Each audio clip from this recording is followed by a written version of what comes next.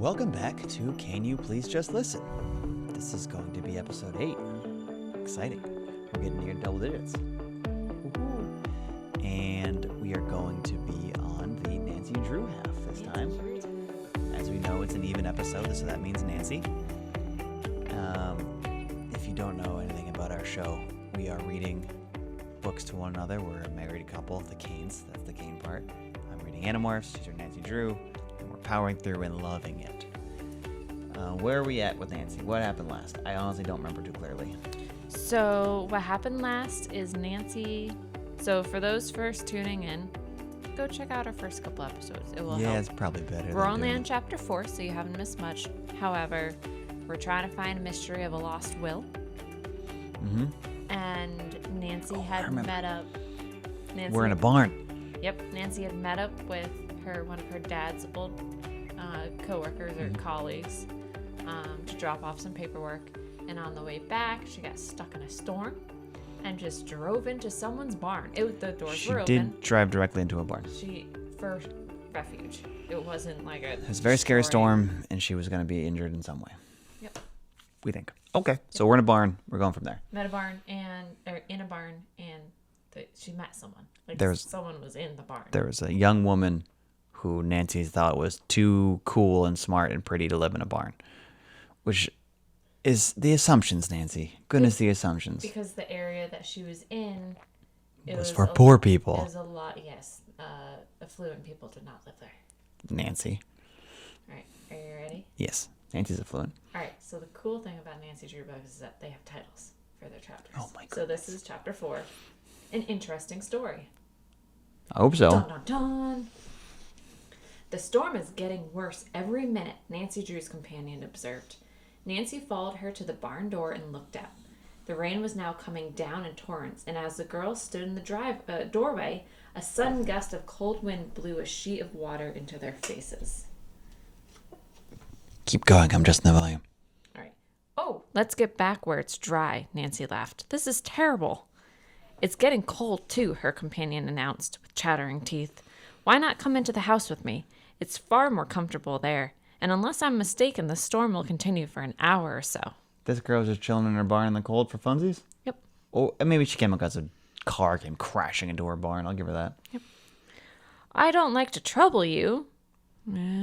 She Questionable trails statement. off. Oh, it's no trouble at all. Grace will never forgive me if I don't bring you inside. She turned to Nancy with an apologetic smile. I guess I forgot to introduce myself. My name is Allie. Allie Horner. Allie Horner. Dun-dun-dun-dun-dun. And Grace is the other person we'll find out. Grace Horner? Mm-hmm. And I am Nancy Drew. She is Nancy Drew. Not the daughter of Carson Drew, the noted lawyer. Yes, Nancy admitted in surprise. Do you know my father? He's a noted lawyer. Oh, no, but I guess everyone has heard of him. Allie Horner began to take off the raincoat which she wore. Here, take this, and I'll find you a pair of rubber boots. I don't want to take your raincoat, Nancy protested. What will you wear?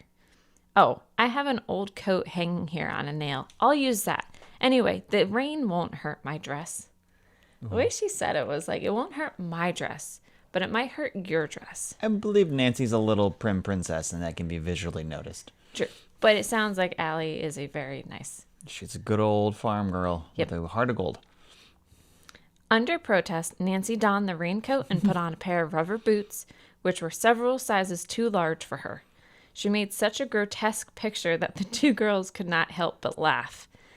Then they closed the barn doors. Yeah, close the doors. It's raining. Now, Allie directed, let's make a dash for it.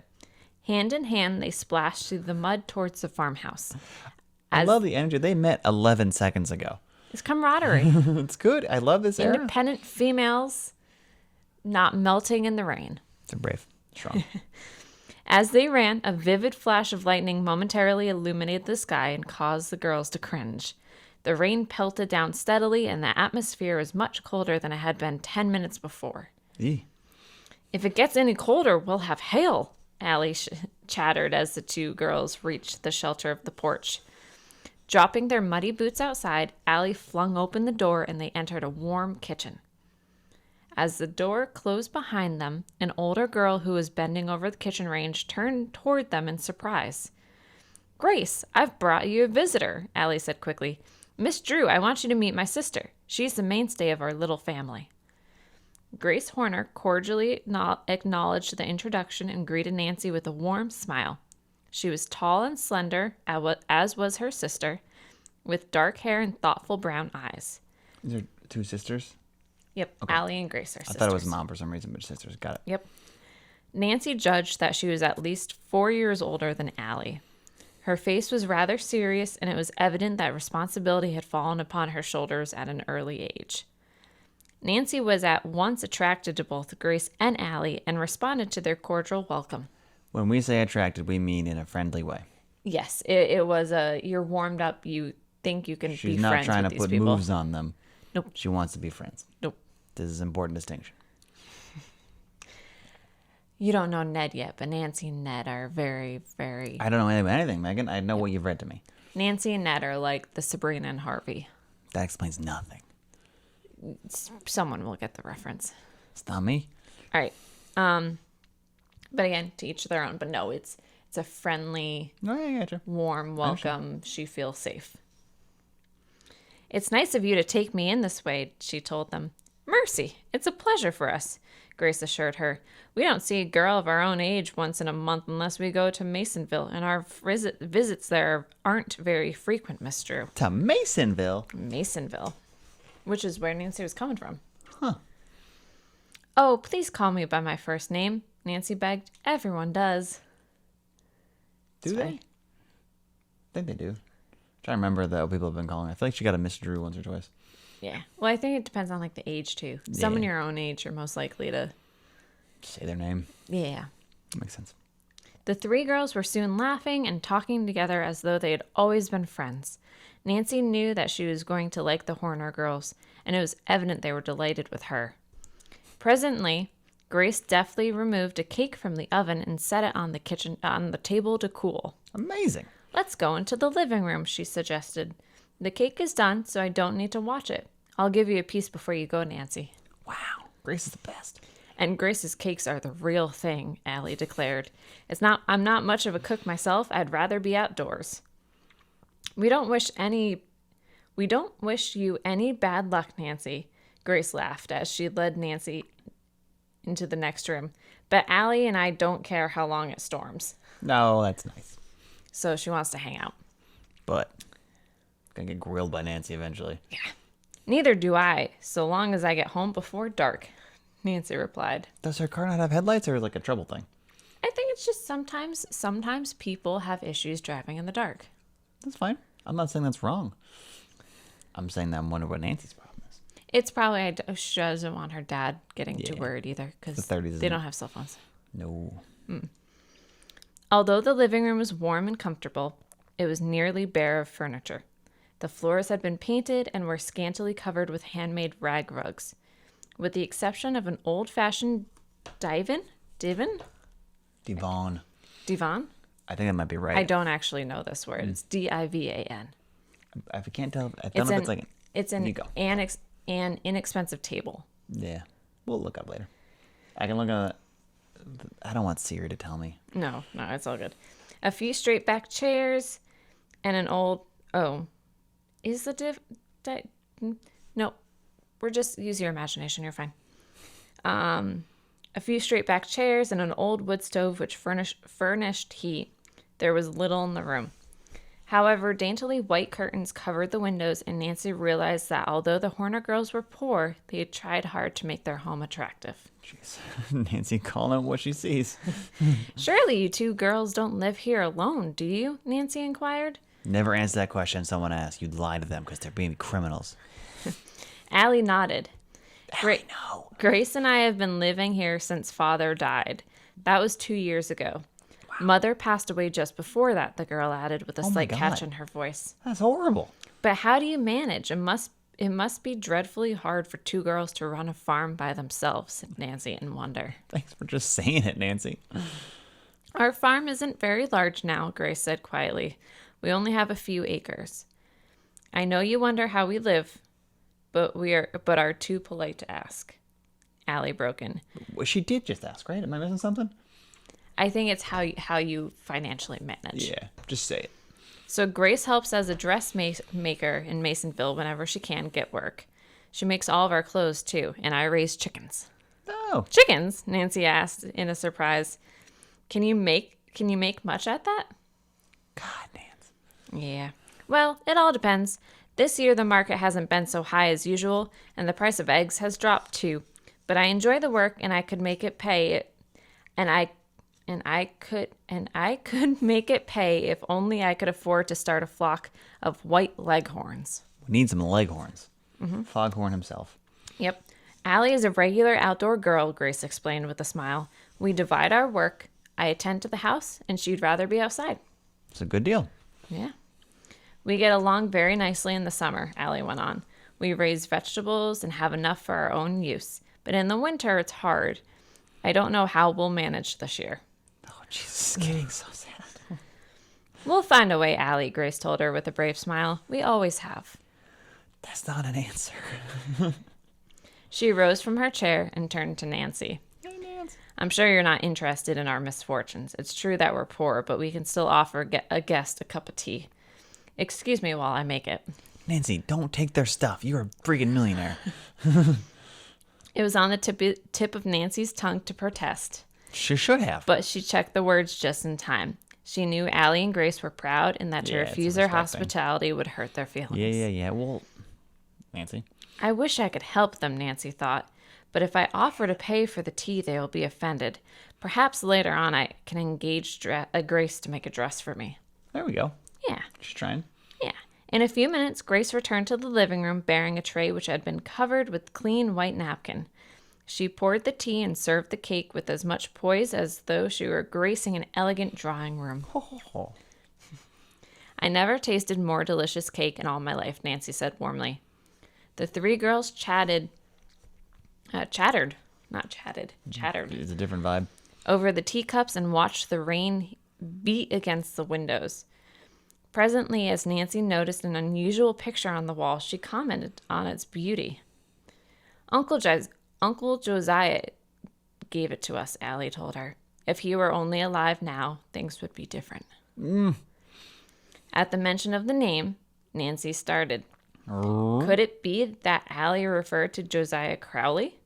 Oh, there are wheels coming together. Get him some Crowley money. It was very unlikely, she decided, yet only the week before her father had told her that there were 2 girls living on the river road who should have figured in the will. Her dad told her there were girls living on a river road, and she's at a house with girls on a river road. I'm sorry. Their relationship would be worth investigating, Nancy told herself. Yeah, it would. Then your uncle is dead? She inquired sympathetically. Damn. Nancy just asking the questions.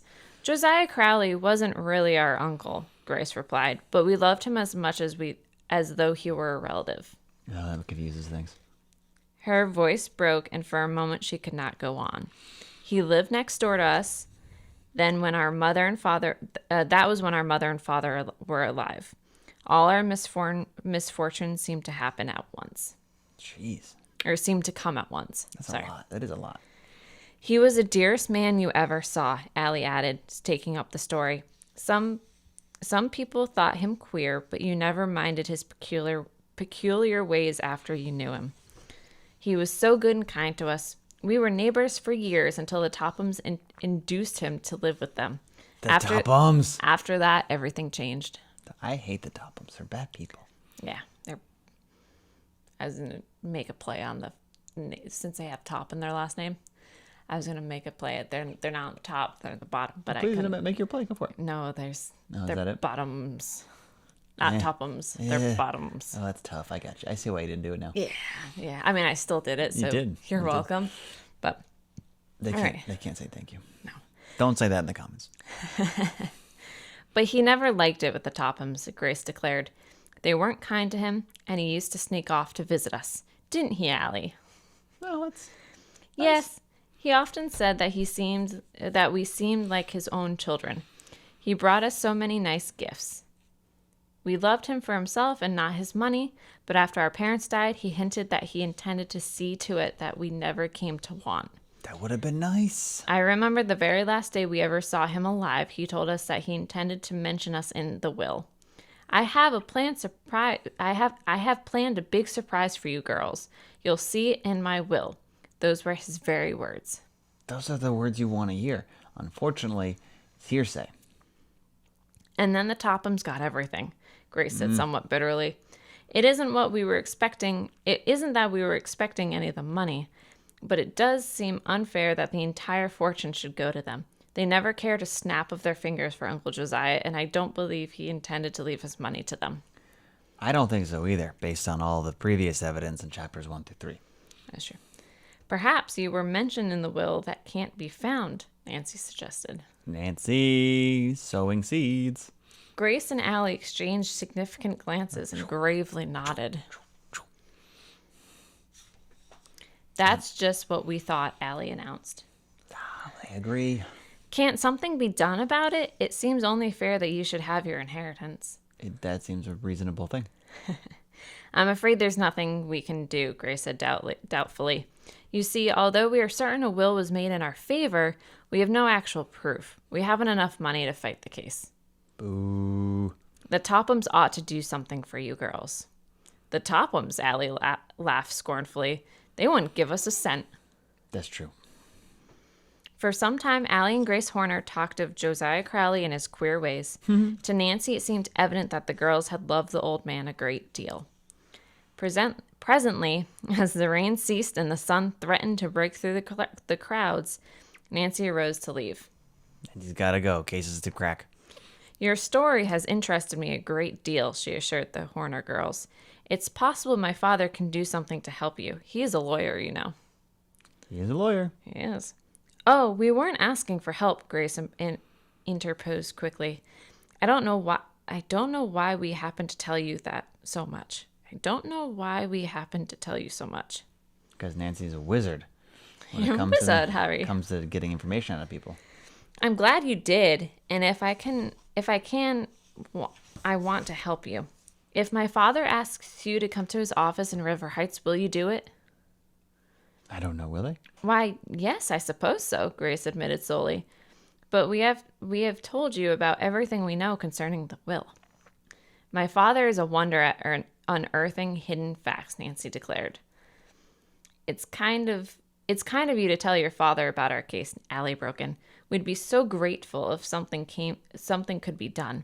We don't want a cent that doesn't belong to us, but it does seem as though we should have received a small inheritance. I want a cent that doesn't belong to them to go to them. Don't build up your hopes until after I've talked with my father, Nancy advised them as she turned towards the door. If anything can be done, I promise I'll let you know. Come on, Nancy. And that is the end of the chapter. Wow.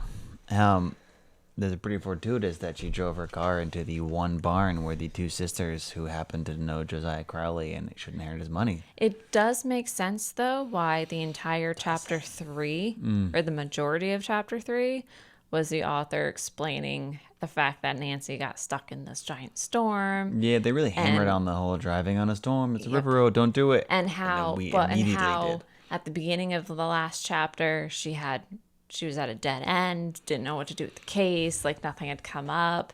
And now, all of a sudden, during a storm, she goes into this random barn, and these two young ladies are awfully hospitable. They're not awful. They're kind. They're awfully nice with like hospitality. Yes. Hospitable. They're very kind to women.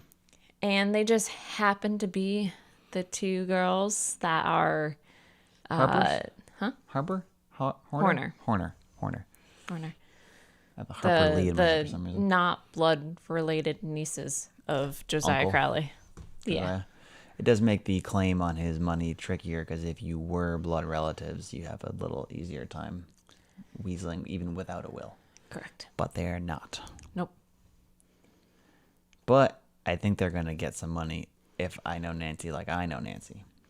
Also, which is 4 chapters worth.